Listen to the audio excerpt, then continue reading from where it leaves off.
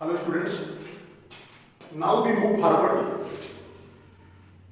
and I would like to discuss the second type of interaction that is known as example of interallylic, that is also known as non-allylic, or that is also known as interaction between two different genes. मैं second type के interaction की बात कर रहा हूँ। First type के interaction में तीन एग्जाम्पल हैं, incomplete dominance, codominance and multiple alleles, that is the intragenic interaction. उसका डिस्कशन हम बाद में करेंगे जब मेंडल्स लॉ पढ़ाएंगे, तो उसके एक्सेप्शंस हैं वो सारे नियम जो है deviation from the Mendel's law है, मेंडल्स के लॉ को फॉलो नहीं करते हैं, मेंडल्स के नियम के विचलन है, यानी जो मेंडल्स के नियम का जो रेशियो आता है वो उससे मैच नहीं करता है। तो जब मेंडल्स लॉ के टॉपिक्स को हम कंटिन्यू करेंगे तो उसके आगे एक्सप्लेन करेंगे। आज हम बताएंगे सेकंड एग्जांपल, इसको कहते हैं इंटरएलिक इंटरेक्शन और नॉन एलिक इंटरेक्शन और interaction between two different gene. और इसके अंतर्गत दो तीन टॉपिक बहुत इंपॉर्टेंट है, जैसे आपका एपिस्टेसिस है। एपिस्टेसिस क्या होती है, आज उसको हम कंटिन्यू करेंगे, जो कि एक बहुत इंपॉर्टेंट टॉपिक है। कई बार एग्जाम में पूछा जाता है what do you mean by term epistasis. Epistasis क्या होती है, एपिस्टेसिस की डिफिनीशन जानने से पहले एपिस्टेसिस है क्या एक्चुअल में जानिए, फिर टाइप्स ऑफ एपिस्टेसिस क्या होती है इसको जानिए। एपिस्टेसिस क्या है, इन एपिस्टेसिस पे सबकी रीडिंग है। In epistasis here we have taken two character. पहले समझिए कि एपिस्टेसिस क्या है। एपिस्टेसिस में हमको दो कैरेक्टर लेना है, दो कैरेक्टर, और हम जानते हैं एक कैरेक्टर के लिए एक जीन रिस्पॉन्सिबल होता है जनरली। हालांकि इसके एक्सेप्शंस भी हैं, इसके अपवाद भी हैं, लेकिन सामान्यतः एक कैरेक्टर के लिए एक जीन रिस्पॉन्सिबल होता है, यह फैक्ट है। तो एपिस्टेसिस में क्या होता है, epistasis here we have taken two character. First height of the plant, पहला कैरेक्टर है हाइट ऑफ द प्लांट्स। इसके दो एरिया होंगे, आप जानते हैं। हाइट जो होती है तो टॉल भी हो सकती है और डॉर्क भी हो सकती है। हाइट के लिए सिंगल जीन होगा, मान लीजिए वो जीन है कैपिटल ए। इस हाइट के लिए हाइट एक कैरेक्टर है, हाइट एक कैरेक्टर है, हाइट एक कैरेक्टर है, इसके लिए रिस्पॉन्सिबल होगा एक single gene, that is the gene ए। अब जीन ए के दो एरिया होंगे, एक तो जो हाइट होगी वो टॉल भी हो सकती है, टॉल के लिए कैपिटल टी, और हाइट जो होती है वो डॉर्क भी हो सकती है, डॉर्क के लिए जो एरिया रिस्पॉन्सिबल होगा स्मॉल टी। इस तरह जीन एक है ए, इसके दो एरिया हैं कैपिटल टी और small T for the character of the height of the plant. दूसरा है shape of the seed. Seed का शेप क्या होगा, उसकी आकृति क्या होगी, यह भी एक कैरेक्टर है। मान लीजिए इसके लिए रिस्पॉन्सिबल जीन कौन है, बी। इसके दो एरिया हैं, it has also two area, एक कैपिटल आर है, एक स्मॉल आर है। कैपिटल आर है राउंड होगा, स्मॉल आर क्या होगा, रेंगुलर होगा। इस तरह से दो जीन हैं, एक जीन है कैपिटल ए, एक जीन है कैपिटल बी। अब जब इन दो जीन के बीच इंटरेक्शन हो, जब दो जीन के बीच इंटरेक्शन हो तो उसे कहते हैं interaction between two different gene. जैसे जीन ए के बीच और जीन बी के बीच इंटरेक्शन हो, और जीन ए जो है जीन बी के प्रभाव को दबा दे, मास्क कर दे, तो इसी प्रोसेस को, इसी फिनोमेना को कहते हैं एपिस्टेसिस। अंडरस्टैंड। जैसे हाइट ऑफ द प्लांट, इसके लिए रिस्पॉन्सिबल जीन ए है। शेप ऑफ द सीड, इसके लिए रिस्पॉन्सिबल जीन क्या है, बी है।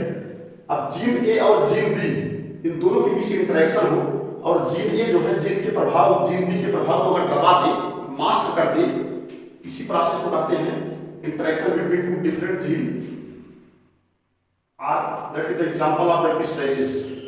अब देखते हैं कि होमोलोगस क्रोमोसोम फर्स्ट है, ये भी होमोलोगस क्रोमोसोम है। अब ये होमोलोगस फर्स्ट में देखते हैं, ये दोनों होमोलोगस क्रोमोसोम है, इस पे हाइट के जीन्स लगे हैं।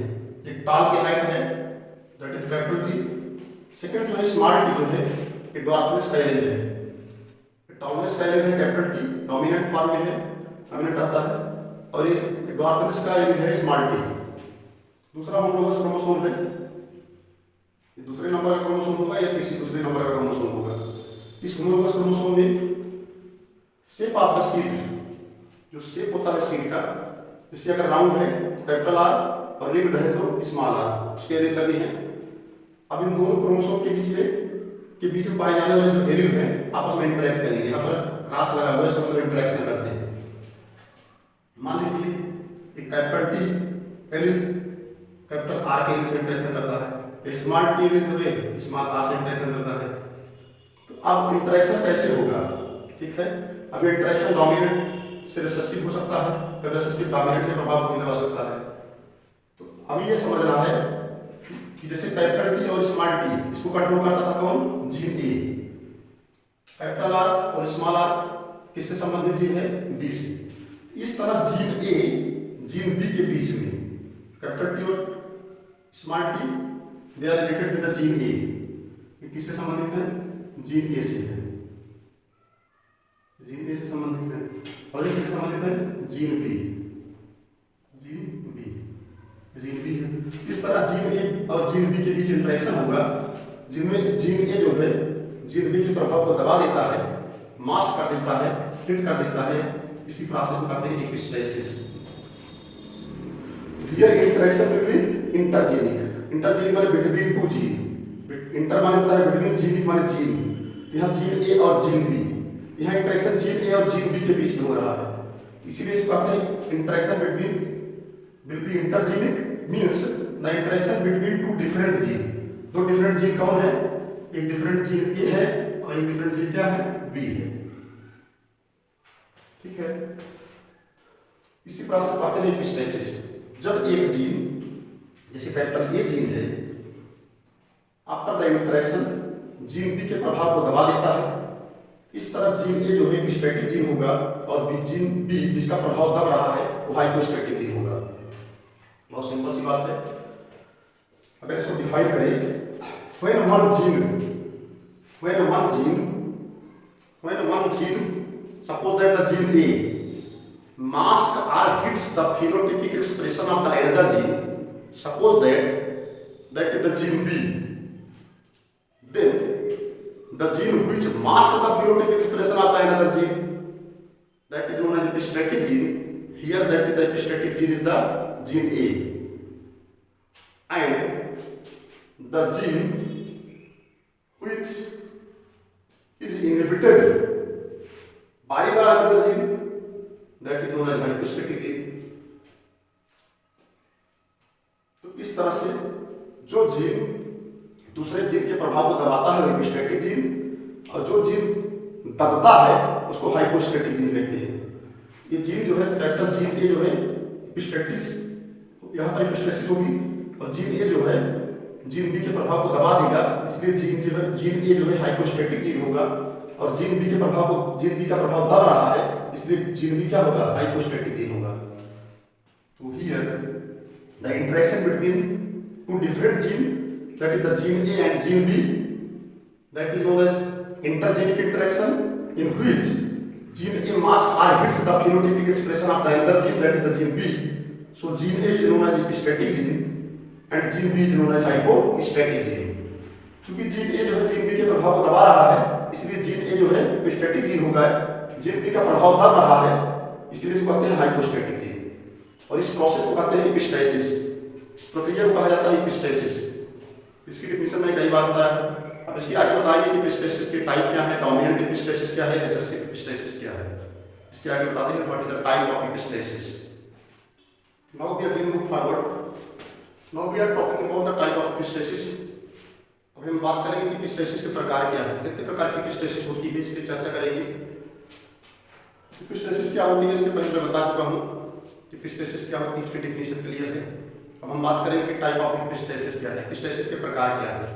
जैसा कि आप जानते हैं, आप सभी लोग जानते हैं, एपिस्टेसिस दो प्रकार की होती है। एक को कहते हैं डोमिनेंट एपिस्टेसिस, एक को कहते हैं रिसेसिव एपिस्टेसिस। डोमिनेंट एपिस्टेसिस क्या है? हियर डोमिनेंट जीन, जैसे आपको पता है कि यहाँ पर दो जीन के बीच इंटरेक्शन हो रहा है। एक जीन के दो एलील होते हैं, दूसरे जीन के भी दो एलील होते हैं। तो यहाँ पर जो डोमिनेंट जीन है कैपिटल ए, वो किसी दूसरे एलील के दोनों, किसी दूसरे जीन के दोनों एलील के प्रभाव को दबा देगा। यानी कैपिटल जीन ए मास्क और hits the phenotypic expression of any other gene that is either dominant or recessive। जैसे ये कैपिटल बी डोमिनेंट है और स्मॉल ए रिसेसिव है, तो ये जो डोमिनेंट जीन ए है कैपिटल ए, इन दोनों के प्रभाव को दबा देगा। कैपिटल बी के प्रभाव को भी दबा देगा और स्मॉल ए के प्रभाव को भी दबा देगा। यानी डोमिनेंट का भी प्रभाव दब जाएगा और रिसेसिव का भी प्रभाव दबेगा। हालांकि ये दोनों एलील है, ये दोनों किसी एक जीन से होंगे। तो इस तरह से जो डोमिनेंट जीन होते हैं, they are going to mask और hits the phenotypic expression of any of the gene either that is the dominant or recessive. इस तरह से दूसरे जीन के प्रभाव को दबा देते हैं, चाहे वो डोमिनेंट हो चाहे रिसेसिव हो, इसीलिए इसको कहते हैं डोमिनेंट एपिस्टेसिस। तो यहाँ पर जो डोमिनेंट जीन ये है वो दूसरे जीन के प्रभाव को दबा दे रहा है, चाहे वो डोमिनेंट मैनर में हो और चाहे वो रिसेसिव मैनर में हो। लेकिन दूसरा है रिसेसिव एपिस्टेसिस। इस एपिस्टेसिस में क्या होता है, यहाँ पर दो रिसेसिव होमोलोगस एलील आपको दिख रहे हैं। यहाँ पर जो रिसेसिव होमोलोगस जीन होते हैं, क्योंकि एक जीन के दो एलील होते हैं, यहाँ पर स्मॉल लिखा गया है, तो यहाँ पर जो दो रिसेसिव होमोलोगस एलील हैं जिनको हम कह सकते हैं only the recessive homologous gene. तो ये रिसेसिव होमोलोगस जीन है, वो दूसरे जीन को प्रभाव को दबा दे रहा है, चाहे वो कैपिटल चाहे वो डोमिनेंट ही क्यों ना हो। रिसेसिव होगा तो ऑलरेडी दब जाएगा, लेकिन चूंकि हमारा रिसेसिव डोमिनेंट के प्रभाव को दबा रहा है, this is the matter of which you have to be noted here. यहाँ पर ये रिसेसिव जीन है और ये डोमिनेंट जीन है, तो यहाँ पर रिसेसिव जीन डोमिनेंट जीन के प्रभाव को दबा दे रहा है। लेकिन चूंकि आप जानते हैं एक जीन के दो एलील होते हैं, तो ये रिसेसिव होमोलोगस जीन है, ये किसी दूसरे डोमिनेंट जीन के प्रभाव को दबा रहा है। Here only the recessive homologous gene mask माने दबाना the effect of the another dominant gene. इस तरह से यहाँ पर ये रिसेसिव जीन जो है वो डोमिनेंट जीन कैपिटल बी के प्रभाव को दबा दे रहा है। लेकिन यहाँ पर दोनों एलील का होना जरूरी है। अगर दोनों रिसेसिव एलील होंगे तभी डोमिनेंट जीन का प्रभाव दबेगा, अदरवाइज अगर एक रिसेसिव एलील होगी तो डोमिनेंट जीन का प्रभाव दबने वाला नहीं है, यानी ये मास्क नहीं होगा। तो इसे कहते हैं रिसेसिव एपिस्टेसिस। इस तरह से दोनों क्लियर हो गया, डोमिनेंट एपिस्टेसिस क्या है और रिसेसिव एपिस्टेसिस क्या है। एक एक लाइन का बेसिक डिफरेंस है। यहाँ पर कोई भी डोमिनेंट जीन ए जो है किसी रिसेसिव अथवा डोमिनेंट दोनों के प्रभाव को दबा देता है।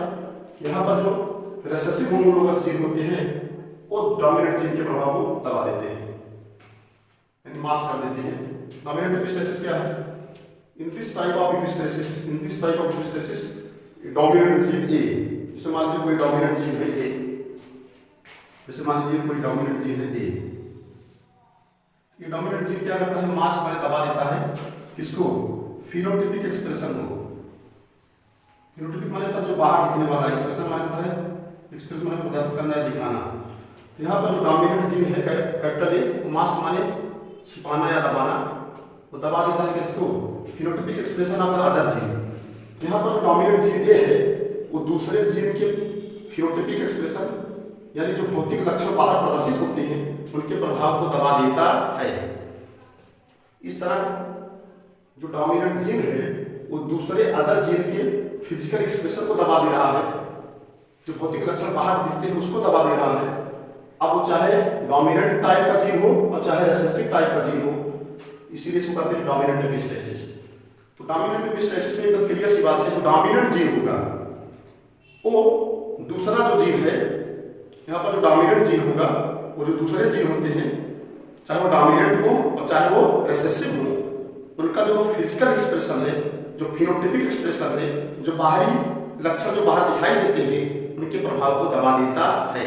जैसा कि नाम है डोमिनेंट एपिस्टेसिस, जब प्रभावी एपिस्टेसिस कहते हैं इसको। डोमिनेंट एपिस्टेसिस ऐसी एपिस्टेसिस है, इस तरह की एपिस्टेसिस है जिसमें जो डोमिनेंट जीन होते हैं वो किसी दूसरे जीन के, अब दूसरा जीन चाहे वो डोमिनेंट हो और चाहे दूसरा जीन जो है वो रिसेसिव है, उसके फिनोटाइपिक एक्सप्रेशन को मास्क कर देते हैं, यानी फिनोटाइपिक एक्सप्रेशन को दबा देते हैं। तो डोमिनेंट को दबाएगा ही, डोमिनेंट तो रिसेसिव को दबाएगा ही, डोमिनेंट को भी दबा देता है। इस तरह से जो डोमिनेंट जीन होते हैं they are going to mask the phenotypic expression of the another gene that is either belonging to the dominant or that is either belonging to the recessive. So such kind of the epistasis is known as dominant epistasis. Example है fruit color in cucurbita pepo, that is the summer squash. इसको हम आगे explain कर रहे हैं with example सहित। अब हम इसके आगे बढ़ते हैं और एग्जांपल बताते हैं डोमिनेंट एपिस्टेसिस का। Now we move forward and I would like to explain the example of the dominant epistasis. तो dominant epistasis इसका एग्जांपल हम दे रहे हैं कुकुरबिटा पेपो में, इसको अथवा समर स्क्वाश में। हम एग्जांपल लेते हैं फ्रूट कलर इन कुकुरबिटा पेपो में। फ्रूट कलर इन कुकुरबिटा पेपो, अगर fruit colour white food colour होगा तो उसका जीन होगा कैपिटल W। अगर येलो कलर होगा तो उसका जीन होगा कैपिटल Y। अगर ग्रीन कलर होगा तो दोनों रिसेसिव होंगे, small W and small y and small y। ये व्हाइट कलर जीन जो है W है, येलो कलर का जीन जो है कैपिटल Y है। कैपिटल W है, कैपिटल Y। यहाँ एक चीज दिमाग में बैठाना है कि W जो है कैपिटल W एपिस्टैटिक जीन है और कैपिटल Y जो है हाइपोस्टैटिक जीन है। तो जो एपिस्टैटिक जीन होगा वो हाइपोस्टैटिक जीन के प्रभाव को दबा देगा। ये दो के दोनों जीन जो होते हैं W और Y दो डिफरेंट लोकस पर पाए जाते हैं।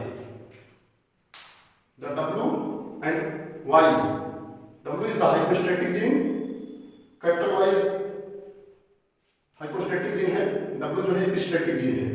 ये दो के दोनों जीन डिफरेंट लोकस पर पाए जाएंगे। अब हम एग्जांपल आगे कंटिन्यू करते हैं। ये पहले स्पष्ट है, व्हाइट फ्रूट कलर होगा, दूसरी तरफ होगा green fruit colour. White fruit colour होगा उसका कैपिटल W कैपिटल Y और कैपिटल Y, ये व्हाइट फ्रूट कलर है। दूसरा है स्मॉल W स्मॉल y और स्मॉल y, ठीक है। क्योंकि स्मॉल W स्मॉल y होगा तभी ये ग्रीन कलर होगा, अदरवाइज ग्रीन कलर नहीं होगा। अब व्हाइट फ्रूट कलर को हम ग्रीन फ्रूट कलर से क्रॉस करते हैं तो आप देखिएगा एक व्हाइट फ्रूट कलर फ्रूट से एक ग्रीन फ्रूट कलर है। अब इसमें गेमेटोजेनेसिस होगी, गेमेट्स बनेंगे तो आप जानते हो। तो यहाँ डिप्लॉइड्स डिप्लॉइड होंगे during the time of gametogenesis. यहाँ हो जाएगा कैपिटल Y और कैपिटल W, यहाँ हो जाएगा small W and small y, यानी 2n से n। यहाँ दो W है तो यहाँ एक W हो जाएगा, यहाँ दो Y है तो यहाँ एक Y होगा। ऐसा क्यों होता है? क्योंकि यहाँ डिप्लॉइड नंबर ऑफ क्रोमोसोम से यहाँ पर हो जाएगी डिप्लॉइड, क्योंकि यहाँ प्रोसेस चल रहा है गेमेटोजेनेसिस, गेमेट फॉर्मेशन का। यहाँ दो स्मॉल W थे तो यहाँ एक स्मॉल W हो जाएगा, यहाँ दो स्मॉल y थे तो यहाँ एक स्मॉल y हो जाएगा, यानी गेमेटोजेनेसिस हो गई। तो कैपिटल W कैपिटल Y और स्मॉल W और स्मॉल y, गेमेट्स बन गई capital W capital Y small W और स्मॉल y। हम इनको क्रॉस करते हैं, बाकी चीज में क्या आता है? What is the result of the F1 generation? जो F1 जनरेशन का रिजल्ट है वो capital W small W capital Y and small y, इसलिए मिलता है F1 जनरेशन में। और जितने भी फ्लावर्स होते हैं ऑल व्हाइट फ्रूट कलर, जितने भी फ्रूट्स के कलर होंगे सब के सब व्हाइट होंगे। क्यों? क्योंकि व्हाइट यहाँ पर डोमिनेंट है, ये डोमिनेंट एपिस्टेसिस है। तो जो डोमिनेंट एपिस्टेसिस है क्यों कहते हैं? क्योंकि ये डोमिनेंट जीन जो है दूसरे other dominant gene capital Y के प्रभाव को भी दबा दे रहा है। क्योंकि कैपिटल Y किसको रिप्रेजेंट करता था? येलो कलर को। ध्यान दीजिए, कैपिटल Y येलो कलर को रिप्रेजेंट करता था। तो ये जो W है एपिस्टेटिक जीन है, यह डोमिनेंट जीन कैपिटल Y और recessive gene small y W और स्मॉल y दोनों के प्रभाव को दबा दे रहा है। It means this epistatic gene that is a dominant gene which masks or hits the phenotypic expression of either the dominant gene that is the capital Y or the recessive gene that is either the small w or small y। इस तरह epistatic gene जो capital W है वो dominant gene के प्रभाव को भी दबा रहा है और रिसेसिव जीन के भी प्रभाव को दबा दे रहा है, इसलिए इसको डोमिनेंट एपिस्टेसिस कहते हैं। तो F1 जनरेशन में सारे फ्रूट्स क्या हो जाएंगे? सारे फ्रूट्स का कलर व्हाइट हो जाएगा। तो इनको सेल्फ क्रॉस करते हैं। सेल्फी का मतलब उन्हीं को उन्हीं से क्रॉस करा दो। सेल्फी का मतलब क्या होता है? जो सेल्फ क्रॉस कराते हैं, सेल्फ क्रॉस उन्हीं का उन्हीं से, मतलब capital W small W capital Y और स्मॉल y उन्हीं से क्रॉस करा दो। सेल्फ का मतलब ही होता है यही, इन्हीं को इन्हीं से क्रॉस करा दो। देखिए capital W small W capital Y small y वो उन्हीं से फिर क्रॉस करा दिए, capital W small W capital Y और स्मॉल y।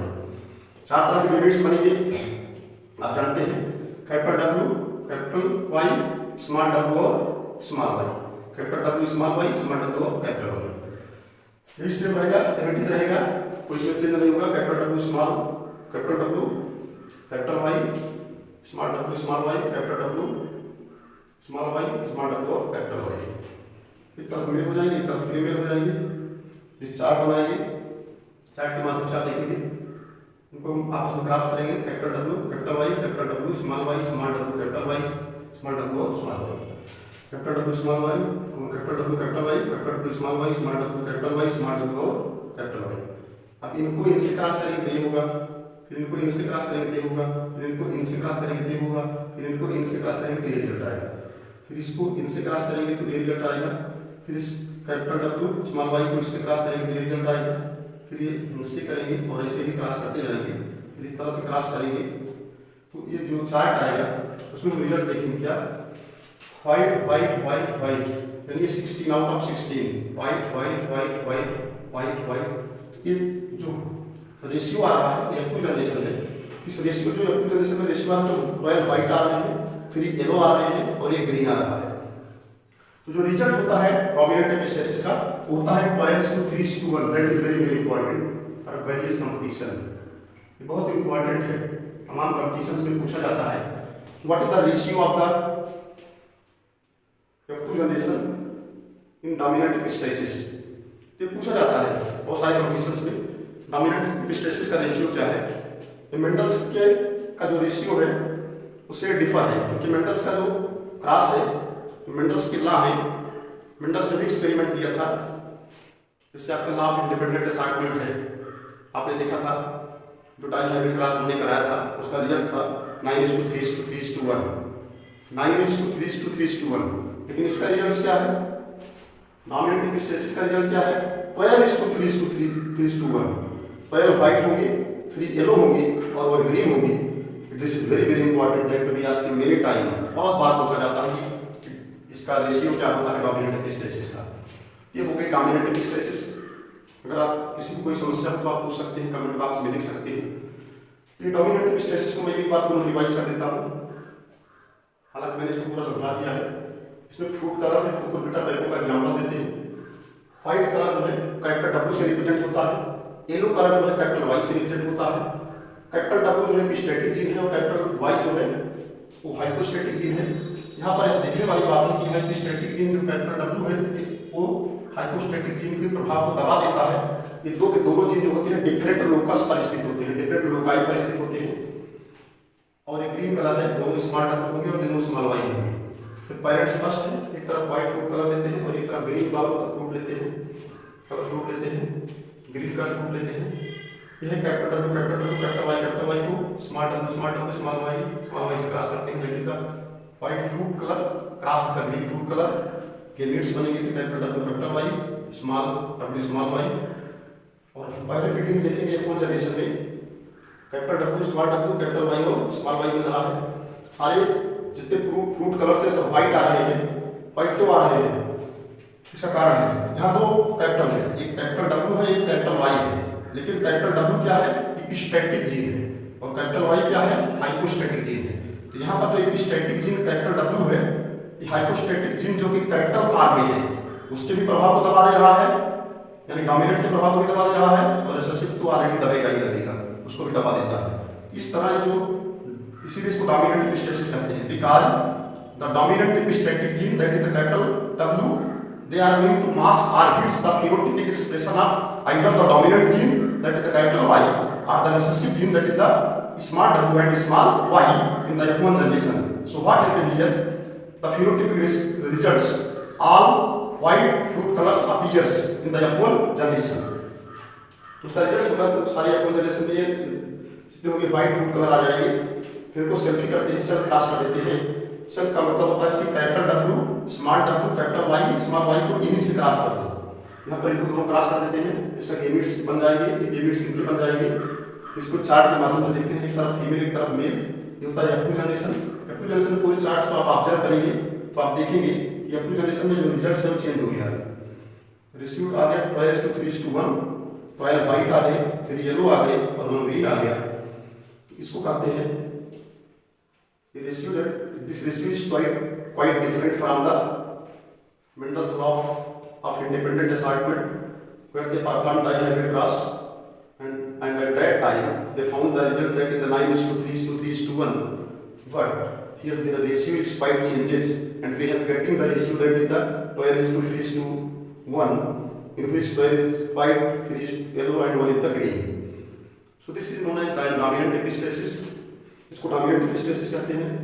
अगर किसी विद्यार्थी को किसी स्टूडेंट को इसमें कोई समस्या हो तो कमेंट बॉक्स में लिख सकता है, अपनी समस्या को पूछ सकता है।